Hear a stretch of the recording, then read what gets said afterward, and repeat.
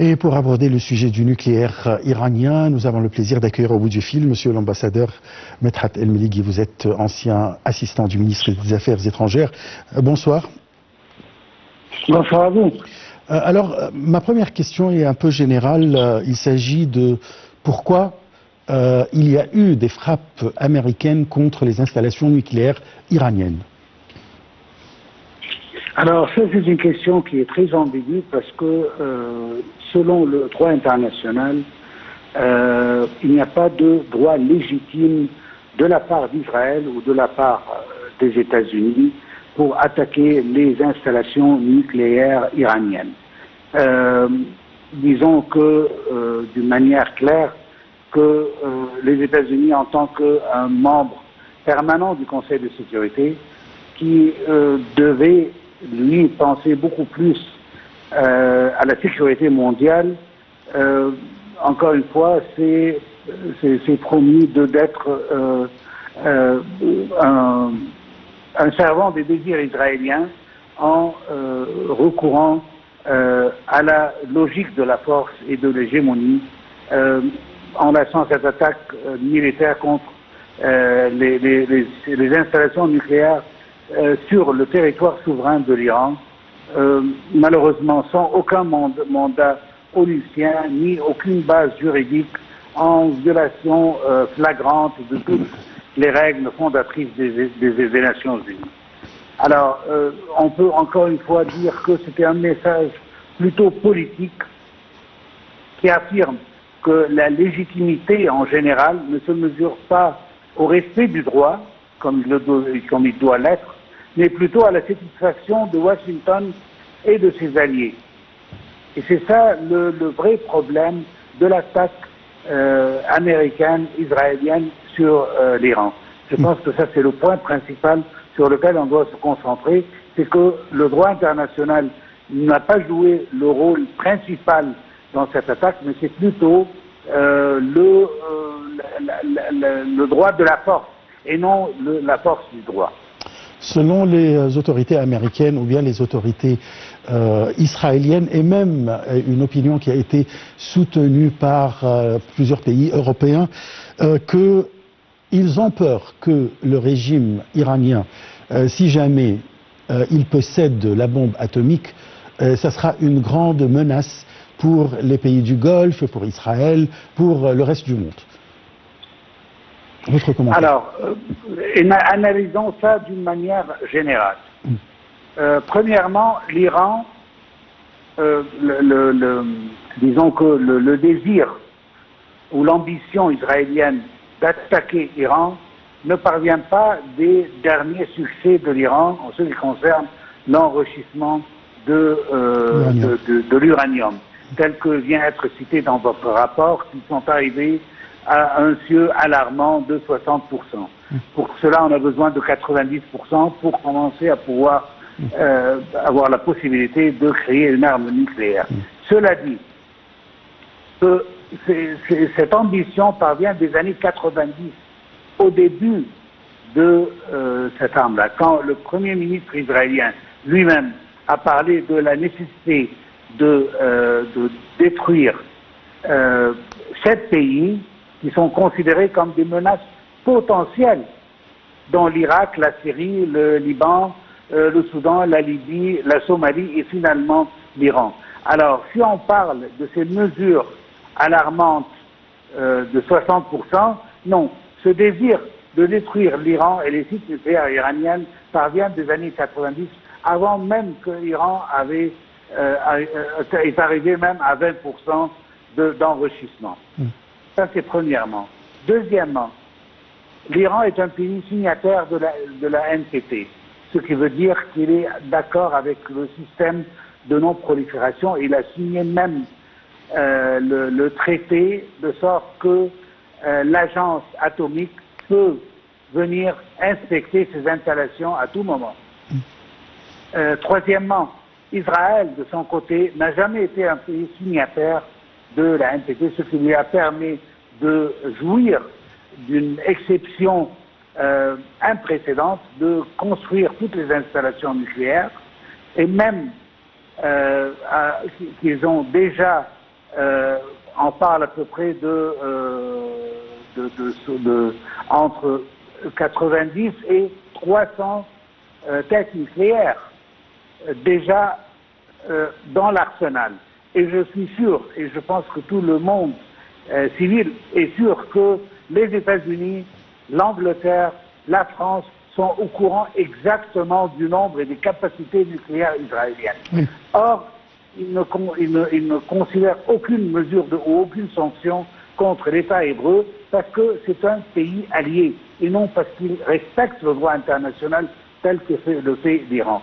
D'ici vient, quand encore une fois on doit parler de double poids, double mesure dans les opinions européennes. Les Occidentaux sont tous les mêmes en ce qui concerne la protection d'Israël et le respect du droit d'Israël à faire ce qu'elle veut. Et deuxième chose, c'est qu'il y a une certaine, et si je peux dire ce mot-là, il y a un certain racisme contre tous les autres pays qui ne sont pas constatés comme des pays alliés à l'Occident. Ces pays-là présentent toujours une menace et on a toujours le droit de les frapper, même si cela est considéré comme une violation flagrante du droit international. Alors, aujourd'hui, quelle est la situation ou bien l'état des infrastructures nucléaires? Nous savons que les États-Unis ont déclaré qu'ils ont complètement détruit les infrastructures nucléaires, ou bien il y aura des années et des années pour que l'Iran recommence son projet. Tandis que le chef suprême de l'Iran vient d'annoncer que les infrastructures n'ont pas été gravement touchées. Alors là, on a plusieurs points de vue. Oui. Et même des points de vue contradictoires qui parviennent toujours du même camp. Oui. Alors, par exemple, pendant que le président Trump lui-même a parlé que les frappes étaient un succès total, oui, et que les capacités d'enrichissement de l'Iran sont complètement détruites, selon lui, on entend d'autres voix de l'administration américaine qu'on ne pense pas que cela a totalement arrêté le programme nucléaire iranien, mais plutôt il a simplement ralenti de quelques mois. Alors là, il y a une figure ambiguë de la part des Américains. D'autre côté, de la part des Iraniens, au début, on avait entendu que les dégâts sont minimaux, et hier, juste, on a entendu un rapport iranien qui parle que la destruction était assez fatale en ce qui concerne le programme iranien. Et je pense que de la part d'Iran, cela est dirigé politiquement pour qu'on puisse négocier après la destruction illégale et illicite de ces installations nucléaires. Et je pense qu'il y a peut-être un désir iranien de maximiser les dégâts pour qu'on puisse négocier que cela, à quel point c'était une violation au droit international et à l'intégrité et au territoire iranien. Alors, je pense que après que l'organisation iranienne de l'énergie aussi a confirmé qu'ils n'ont pas l'intention de mettre un terme ou une fin au développement de leur programme nucléaire, malgré les frappes. Oui. Et que cela simplement va arrêter, pas arrêter, mais ralentir un peu l'enrichissement et tous les autres programmes, mais que, heureusement, l'uranium enrichi déjà est dans d'autres installations qui sont discrètes ou même non connues par l'Occident, et d'ici vient que la possibilité de reprendre le programme nucléaire iranien est toujours vivante. D'accord. Selon des rapports journalistiques, c'est-à-dire lorsqu'il y aura des pourparlers ou bien des négociations entre les Américains et les Iraniens sur le nucléaire iranien, il y aura un dilemme tel que, on dit, selon la presse, que les États-Unis et Israël vont demander, ou soutenus par Israël bien sûr, vont demander que l'Iran ne possède plus de programme nucléaire, même si c'est pacifique.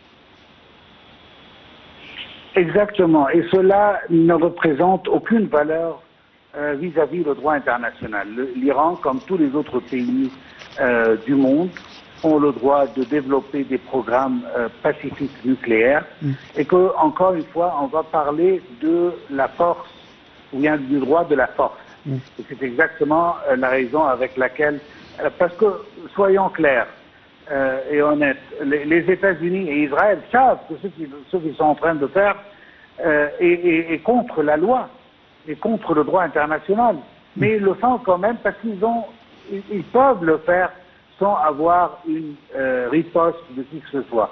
Et que même les Chinois ou les Russes qui sont en train de dire qu'ils sont des pays permanents au sein du Conseil de sécurité, un des 5 pays les plus forts du monde, et que malgré ces deux instances, la Russie et la Chine, mais malgré cela, ils ne peuvent pas aider l'Iran à rétablir son programme nucléaire.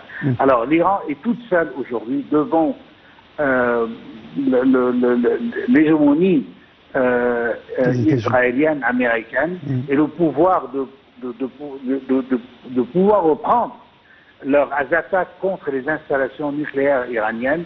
Et d'ici vient l'importance de comment est-ce qu'on doit mener les discussions et les négociations nucléaires. L'Iran va toujours essayer de le faire et je pense qu'ils vont à un certain point arriver à refaire cela. Mais il y a un point très important qu'on doit citer ici. En 2 secondes, s'il vous plaît, monsieur l'ambassadeur. Exactement. Alors, ce que je veux dire, c'est que le résultat de ce qu'on a vu déjà montre que ce type d'intervention ne dissuade pas les États à développer des programmes non nucléaires, mais plutôt les incite à entrer dans une course, que ce soit secrète ou ouverte, à l'armement nucléaire, convaincus que seule la possession d'une arme dissuasive telle que l'arme nucléaire peut garantir la protection contre l'agression des grandes puissances telles que les États-Unis et les autres. Parfait, je vous remercie beaucoup. Monsieur l'ambassadeur, Maître Atenbeli, je rappelle que vous êtes ancien assistant du ministre des Affaires étrangères. Entre les pays qui n'ont pas le droit de l'avoir, comme l'Iran, ceux qui n'étaient pas censés le détenir, mais qui l'ont quand même, comme Israël, ceux qui en ont le droit, la question de l'arme nucléaire répond à une hypocrisie institutionnelle et à une justice à géométrie variable. Reportage.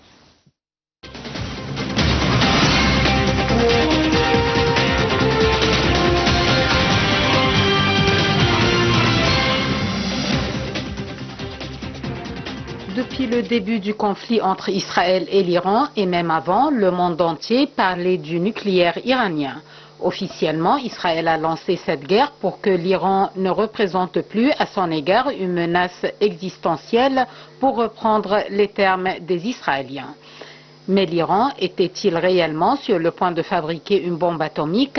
Rien de moins sûr, disent certains experts, bien que les progrès du pays en matière d'enrichissement d'uranium ne fassent aucun doute. Du côté des Occidentaux, c'est le narratif israélien qui est repris. Le but étant de justifier et d'appuyer la guerre. Pas besoin de parler de la position américaine ou de Donald Trump, acteur complice et spectateur enthousiaste qui veut faire plier l'Iran et obtenir l'accord qui lui convient. L'Europe non plus n'a pas caché son soutien absolu à Israël, bien qu'elle ait été exclue du processus de négociation entre Américains et Iraniens. En réalité, la menace iranienne, comme Netanyahou l'appelle, est l'un des piliers de sa politique étrangère. Sa rhétorique constitue une sorte de préparation de l'opinion publique afin que celle-ci considère la guerre comme nécessaire. Ce qui, en revanche, fait beaucoup moins de doute, c'est qu'Israël, lui, détient l'arme nucléaire. L'État hébreu est considéré de facto comme faisant partie des 9 pays dotés de l'arme nucléaire. Dès la création d'Israël, fruit d'une injustice historique monumentale dont ils sont conscients, ses dirigeants cherchent à assurer sa survie stratégique, notamment en développant le nucléaire. Car si Israël est membre de l'AIEA depuis 1957, il n'est pas légalement obligé de soumettre ses installations aux inspections de l'agence, n'étant pas signataire du traité de non-prolifération. Résultat, Israël permet à l'AIEA de visiter certaines installations civiles liées à l'énergie nucléaire, des projets scientifiques, mais pas les installations considérées comme stratégiques ou militaires comme Dimona. Tout cela fait partie de la politique d'ambiguïté nucléaire israélienne. Le pays n'a jamais ni confirmé ni nié. Selon le Stockholm International Peace Research Institute, pourtant, il détiendrait environ 90 ogives nucléaires. Le même chiffre est avancé par le Centre pour le contrôle des armes et la non-prolifération, qui estime aussi que l'État hébreu peut en produire plusieurs centaines de plus. C'est donc en vertu de cette même politique, ni admettre avec la bombe, ni renoncer, qu'Israël n'a pas signé le TNP. Cette ambiguïté stratégique permet à l'État hébreu d'enfreindre les règles internationales sans subir la moindre punition, puisqu'il n'est pas juridiquement lié aux règles du TNP. Cette politique israélienne permet aussi aux alliés d'Israël, notamment les États-Unis et l'Europe occidentale, de ne pas être juridiquement obligés de réagir ou de sanctionner. Fin de cette édition de Direct. Merci de l'avoir suivi. Très très bonne soirée. Au revoir.